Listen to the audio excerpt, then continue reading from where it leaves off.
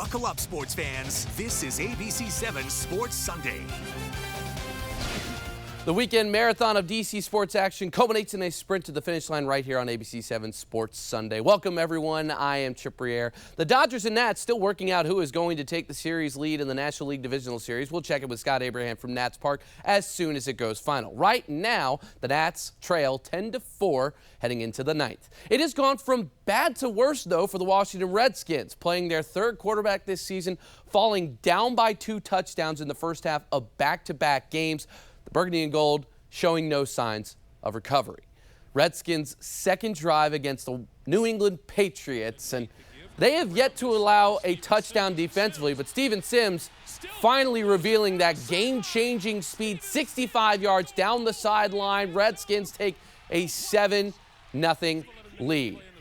That's as good as it got. Pats take over in the second half, leading 12-7. Tommy touchdown. Brady, he'll pick them apart every time. Brandon Bolden hauls it in with a 29-yard touchdown, 19-7 at that point. Next Patriots drive. Sony Michel gets the call up the middle, breaks it outside, making it look very easy. A lot of opponents have been doing that at FedEx Field lately. The Redskins fall to 0-5, losing to the Patriots 33-7 in the locker room. Not a happy place. 0-5 is not fun. I've never been 0-5.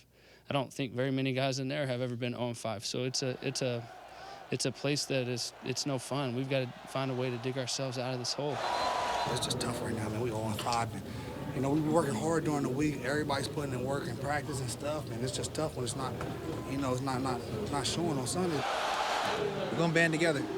That's all we got. We got nobody else, that's for sure. But ourselves, dig ourselves out of this hole that we put ourselves into.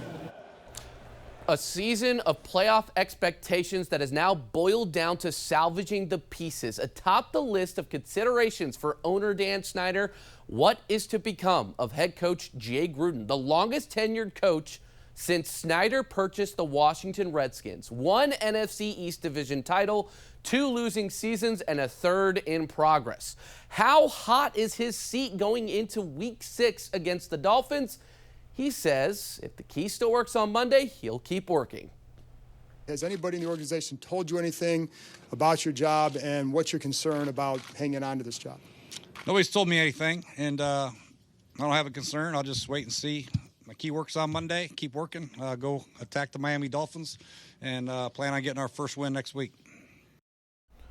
All week long, the narrative was how the Mystics would approach the rest of the WNBA Finals, possibly without MVP Elena Del Don. Well, it didn't matter after all, because EDD started Game 3 in Connecticut, hit her first shot from long range, finished with 13 points. Christy Tolliver played much better than her Game 2 performance, finishing with 20. That big 3 pushing the Mystics to double digits with the lead. Emma Misamon torching it off the bench. 21 points, including 2 huge threes late to give Washington a cushion, and they hang on to take a 2-1 series lead, 94-81. Big day of playoff baseball. Sure, the Nats in action now, but there was other action in the National League. We take a look at the other NLDS when we return on ABC 7 Sports Sunday. Keep it locked.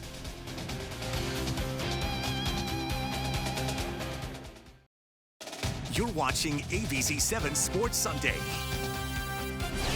So Game 3, the Nationals had all the momentum after a great pitching performance by Steven Strasburg, Max Scherzer, and Daniel Hudson. That was actually Game 2. Game 3 started great with Anibal Sanchez going 5 strong, and then the pesky 6th inning happened. Pesky's an understatement. The Nats end up losing this game 10-4. It literally just went final as we came back on the air. We'll have those highlights for you in just a couple minutes. For now, let's check out the other NLDS series happening in St. Louis between the Braves and the Cardinals. A 1-run lead, runners at the corners, and Dansby Swanson goes to the wall. RBI double ties it at 1. Still top 9 with runners at 2nd and 3rd as Dansby Swanson, swaggy, hyped. Adam Duvall singles to center, driving in both runners. 3-1 Braves, and Atlanta takes a 2-1 series lead in St. Louis. Intense match for the DC United in their final home game of the regular season. Roland Lamas shoving Felipe Martins That would earn Lama a red card. The second red card for Cincy. DC playing with a two-man advantage. They couldn't score. That was their best chance. Kamara missed it, sailing it, and the match ends in a 0-0 draw. To the NFL. You know, there is some good along the Beltway. The Ravens and the Steelers up the middle, punching it in. That would be Juju Smith-Schuster getting in for 6.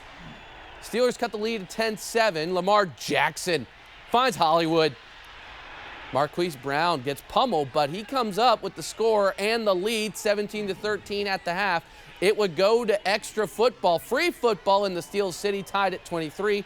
Justin Tucker, who is automatic, out to try and win it from 46. It's up, and it just sneaks inside the post for the game winner. Ravens, 26-23. And did anyone have as good of a day as the Texans wide receiver Will Fuller? 14 catches, 217 yards. Yes, 217 yards. 3 touchdowns for Houston today. And the only guy that had as good of a day as him, quarterback Deshaun Watson. 5 touchdown passes, 426 yards, 0 interceptions.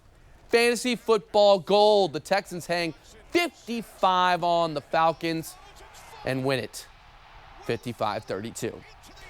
Another week, another chance for our game of the week. Voting is now open for our high school football game of the week. Frederick Douglass and Fairmont Heights out of Prince George's County, and crosstown rivals Wheaton and Einstein from Montgomery County square off.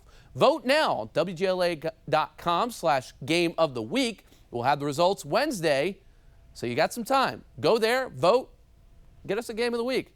Now, Bradley Beal is in a contract year with the Washington Wizards. Think he's primed for a big season in the district? Scott snuck away from Nats playoff coverage to find out how Big Shot Brad is getting ready for a new year of Capital Hoops. Keep it locked.